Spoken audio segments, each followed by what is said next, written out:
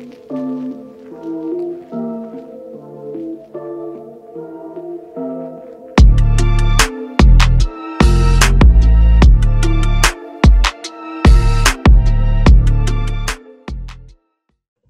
et bienvenue pour une nouvelle édition de PowerPL, déjà la 5e édition. Et une nouvelle fois, nous allons partager l'expertise de Bruno. Bonjour Bruno. Salut Andrea. Ravi de t'avoir une nouvelle fois avec nous. L'APL cette année, c'est un feu d'artifice permanent. Chaque week-end est une célébration de la vie. Et écoute, on va démarrer par ce fameux bilan. Écoute, j'avais un peu vu juste malgré tout Oui. dans ce début de saison très chaotique de tout le monde en Angleterre. Il y a quand même des constantes et ce que j'ai dit, j'ai rien inventé sur le bilan de cette 10e journée, alors 11e parce qu'il y a deux clubs aussi qui ont 2 matchs en retard qui sont à 10, les deux Manchester. Mais j'ai rien inventé, c'est Giroud qui avait dit ça tout au long de sa carrière. Et est-ce qu'on peut croire à un entraîneur qui a passé plus de 40 ans sur le banc d'un même club qu'il a porté du plus petit niveau à l'Europe? Moi, je pense que oui, je pense qu'il a pas mal d'expérience. Mais clairement, c'est cette 10e, 11e journée, parce qu'elles sont un peu les deux mêlées, c'est clairement le retour aux affaires des gros bras, des clubs, des formations du top 6 en première ligue. On le voit rien qu'avec ce classement qui est en train de se mettre en place. On a alors il y a Southampton qui est un peu et Leicester qui sont un peu en trouble-fête, mais les gros sont là, en dehors d'Arsenal qui est vraiment le seul club à la traîne. Tous les gros sont là, avec Tottenham et Liverpool en tête. Donc Liverpool qui est quand même le champion en titre, donc qui est au sommet après 11 journées. Les deux Manchester qui sont certes un peu en retrait, ont un match en moins, donc ils peuvent revenir dans le haut du panier. Chelsea, il y a 2 points seulement des équipes de tête. Leicester a seulement 3 points. Donc on est un peu dans de la normalité de ce qu'on pouvait espérer. Et encore une fois, je trouve que cette barre, ce stade des 10-11 journées, ça permet de relativiser parfois tout ce qu'on a dit sur ces 2-3 premiers mois de saison. Je pense par exemple à Manchester City. On a pu être critique avec Guardiola et en final, avec un match en retard, il peut revenir coller aux équipes de tête. Et encore plus pour Manchester United et Solskjaer qu'on critique semaine après semaine. Et au final, on s'aperçoit qu'il fait une meilleure saison que la saison passée, que pareil avec ce match en retard, il serait à quoi 2 ou 3 points des équipes de tête. Donc tout ça reste assez cohérent finalement. Décevante, non. Moi, encore une fois, ce qui m'intéressait dans ce stade-là de la 10e, 11e journée, on était quand même, je le rappelle toujours, mais dans une saison à caractère très exceptionnel. Et je pense que c'est important de le dire parce que ça explique ce qui s'est passé depuis le début de la saison avec des préparations disparates, avec des clubs qui n'ont pas repris au même moment. Les deux Manchester qui ont joué l'Europe au mois d'août, Liverpool et Arsenal qui ont dû reprendre plus tôt avec le Community Shield, Chelsea et Tottenham qui sont les deux équipes qui finalement ont eu le plus de temps de préparation. Donc c'est pas non plus anodin de les retrouver très hautes toutes les deux. Et puis il y a aussi un juste retour des choses, un peu d'ordre en tout cas, parce qu'on voit Everton qui est rentré dans le rang, qui était un peu la belle surprise de tout début de saison. Et comme toujours, il rentre dans le rang, un petit peu décevant finalement. Arsenal est toujours aussi naïf défensivement, ça n'a pas changé. Et puis le Tottenham de Mourinho, après son 6-1 à Old Trafford, son 5-2 à Southampton, ils sont redevenus une équipe de Mourinho qui est plutôt défensive et dont le score fétiche est plutôt le 2-0. Voilà, donc quelque chose de sérieux, de pragmatique. Il y en a quand même pas mal des top joueurs. Moi, il y a Harry Kane évidemment, c'est une évidence, mais Bruno Fernandes pour moi est aussi exceptionnel et par exemple son entrée en jeu qui a totalement changé le match de United à West Ham. Où tu as une équipe de United qui est accrochée quand il rentre par ses passes, par son influence, par son leadership, par son caractère aussi. C'est quelqu'un qui a vraiment du caractère. Il te fait basculer un match, donc tu peux pas écarter ce genre de joueurs. Je pense à Salah et Mané à Liverpool, ils sont juste exceptionnels, ils sont toujours là, réguliers, toujours décisifs. Qui d'autre à Chelsea, t'en as qu'on voit moins parce qu'ils sont pas offensifs, mais un joueur comme N'Golo Kanté cette saison, il est exceptionnel, il est de retour à son meilleur niveau. Donc il y en a comme ça des joueurs qui sont pour moi exceptionnels, peut-être moins moins éclatants ou moins étincelants ou moins dans la lumière parce qu'ils ne sont pas des joueurs offensifs comme peut l'être Harry Kane ou Bruno Fernandes, Ouais. mais qui sont exceptionnels depuis le début de la saison. Pourquoi il reste le favori Parce que là aussi, il y a eu quelque part une remise à plat ou un retour des choses un peu plus à la normale. On a débuté la saison avec un Liverpool qui était chahuté, ballotté. Il y a eu cette victoire 4-3 face à Leeds à Anfield dans la première journée. Cette défaite complètement inexplicable de 7-2 à Aston Villa. Et on sentait bien que ce n'était pas le Liverpool qu'on connaissait des 2 dernières saisons. Et que quelque part, il n'y avait aucune raison que Liverpool passe complètement au travers cette saison. Champion d'Europe, champion d'Angleterre dans la foulée. Ouais. Ils étaient méconnaissables lors du Community Shield. Et en fait, ce qu'on voit aujourd'hui, depuis quelques semaines, c'est très impressionnant. Les victoires contre Leicester, contre Wolverhampton le week-end dernier, mais on a retrouvé le Liverpool très, très compliqué à jouer, très solide défensivement, impressionnant offensivement avec ses talents individuels.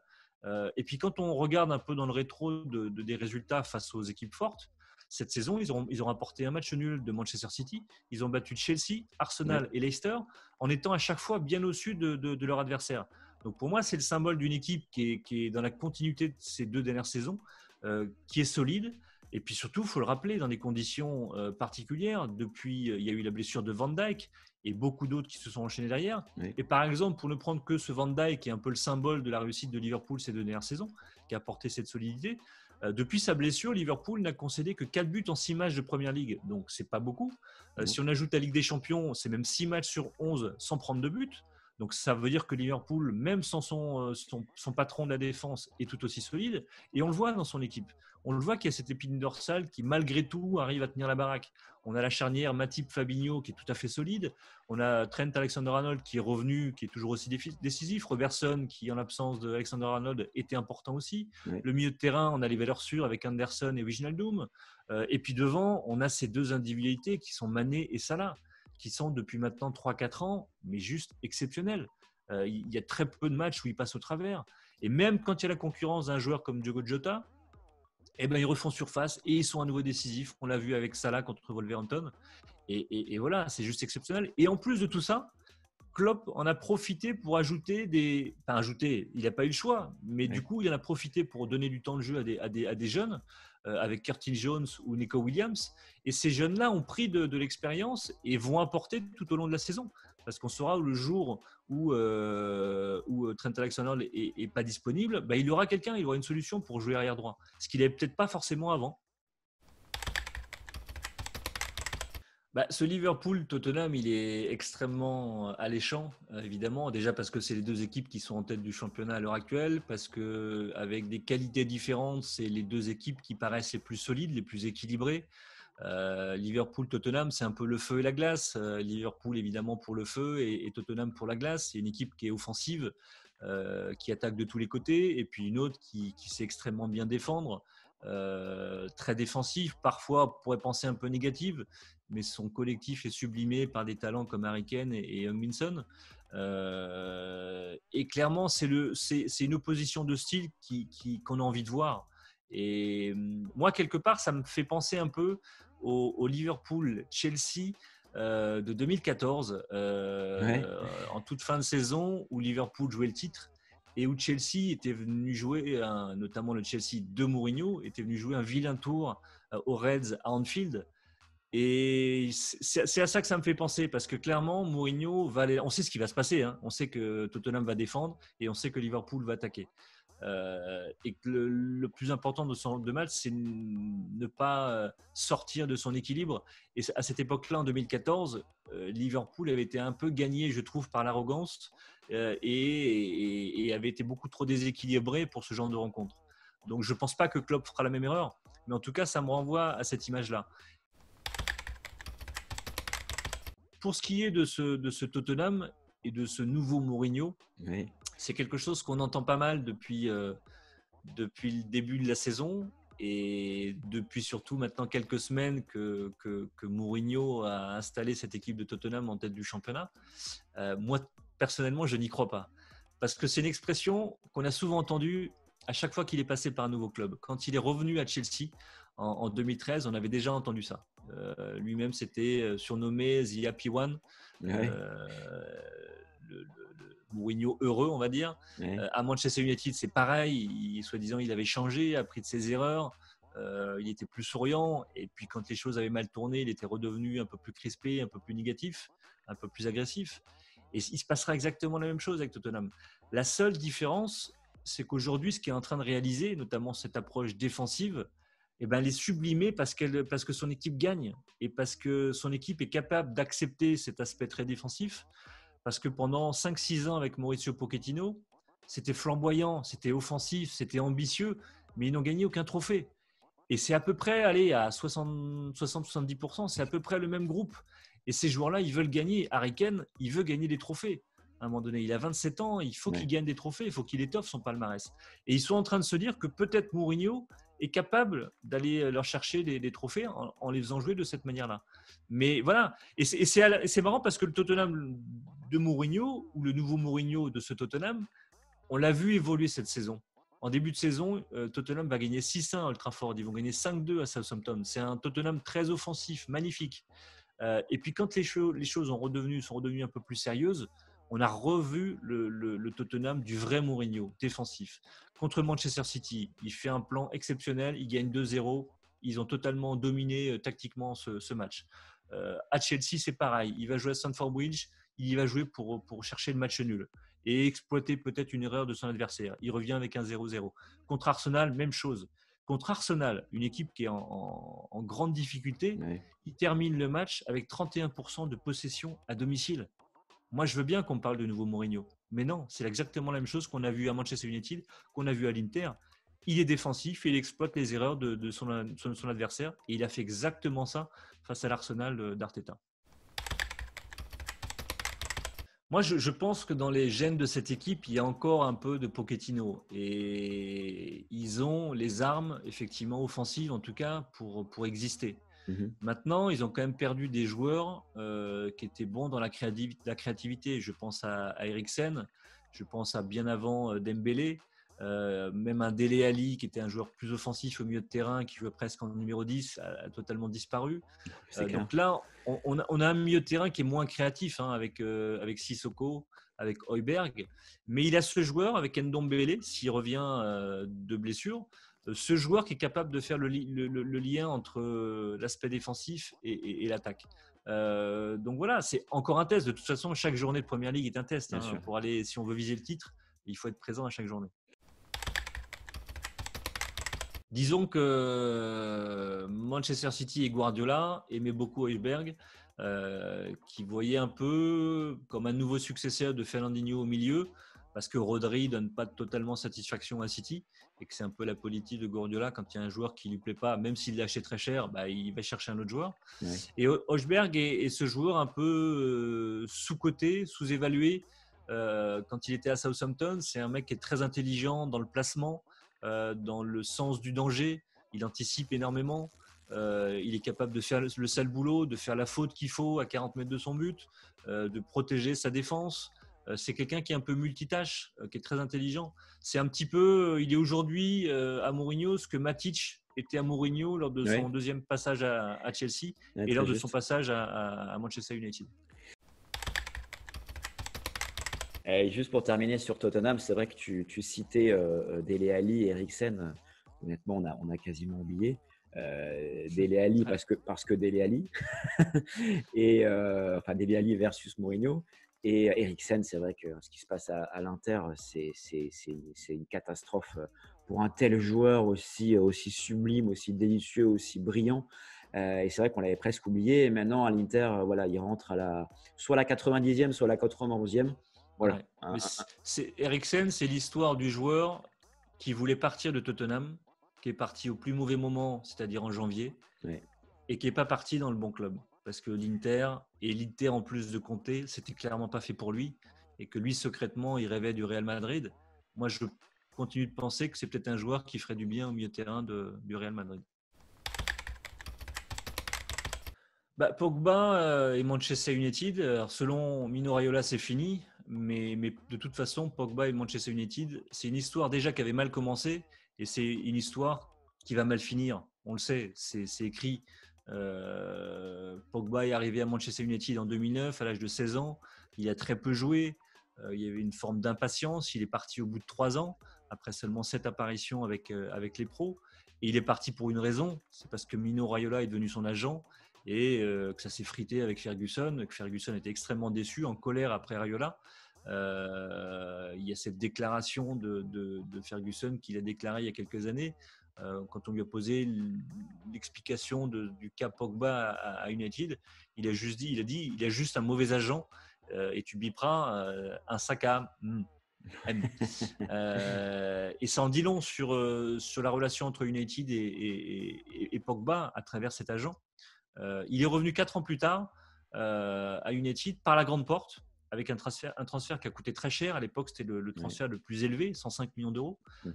Et 4 ans après, un peu plus de 4 ans après, il faut se poser la question, est-ce que Pogba a été à la hauteur de l'investissement consenti par Manchester United?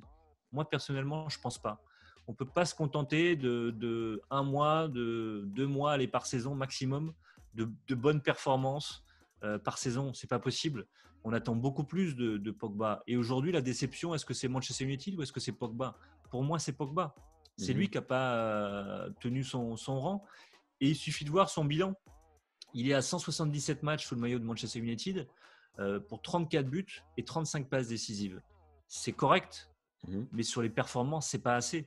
Quand on voit un Bruno Fernandes qui est arrivé depuis le mois de janvier, il a 38 matchs, 22 buts, 14 passes décisives. C'est qu'il est quasiment impliqué sur un but chaque match.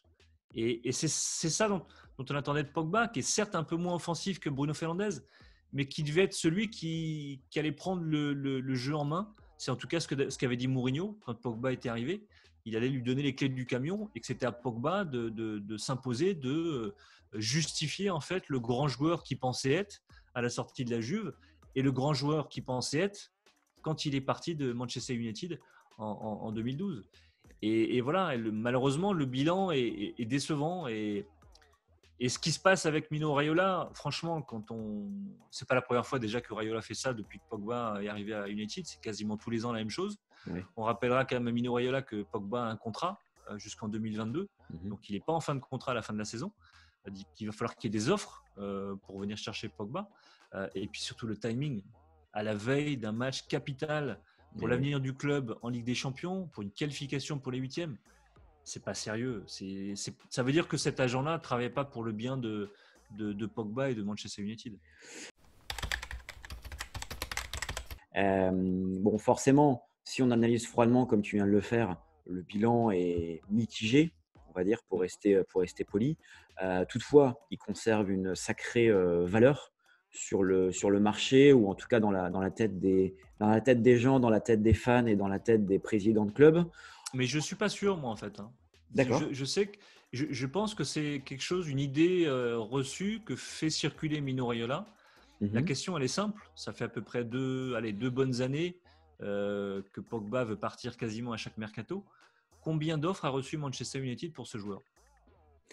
0. Très vrai. C'est-à-dire qu'il n'y a aucun club qui est venu frapper à la porte qui dit « moi, je suis prêt à proposer ça ». Ouais. Et on a parlé du Real Madrid. Aucune offre. C'était Zidane qui le voulait. Florentino Pérez ne veut pas en entendre parler.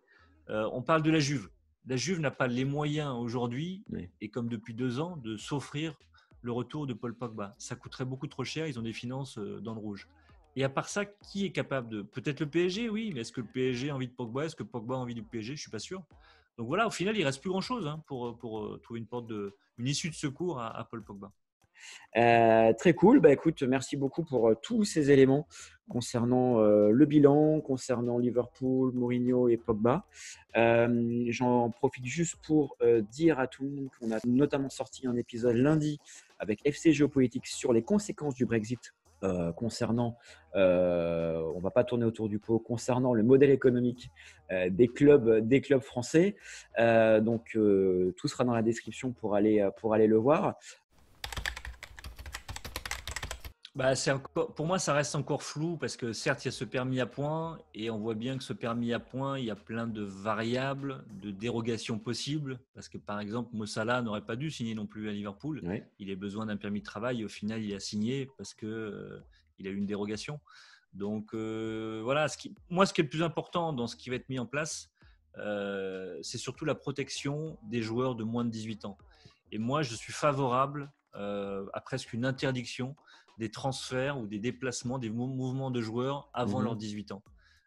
Et par exemple, c'est le cas de Pogba. Hein. Ouais. Pogba avait quitté Le Havre dans des conditions un peu particulières pour Manchester United. Et je ne suis pas sûr que ces 3 années qu'il a passées à United entre 16 ans et 19 ans lui ont beaucoup servi. Au contraire, il a très peu joué, il y a eu une frustration. Donc les cas de jeunes joueurs qui sont partis très tôt et qui ont brillé, il y en a très peu. Il y a le cas Fabregas, effectivement. Arsenal n'aurait pas pu recruter Fabregas avec le permis qui va être mis en place. En effet, on se souvient notamment de Gaël Kakuta avec Chelsea. On se souvient, il y a très très longtemps, Sinama Pongol et le Talek Aliader, exactement, etc. etc. Les exemples ne manquent pas. Et pour il y a rappel, plus d'exemples de jeunes qui ont échoué que de jeunes qui ont réussi. Voilà, clairement. Et on souhaite bon courage au club de Ligue 1 parce qu'entre 2010 et 2019, c'est 1 milliard d'euros qui ont été investis par les Anglais en France en achetant des joueurs. Donc ça, plus Mediapro. Bon courage. Très bien. Merci beaucoup, Bruno. Et je te dis à très vite pour le 6e opus. Ce sera déjà le 6e opus de PowerPL. Ouais, ça marche. Ciao, ciao. Ciao.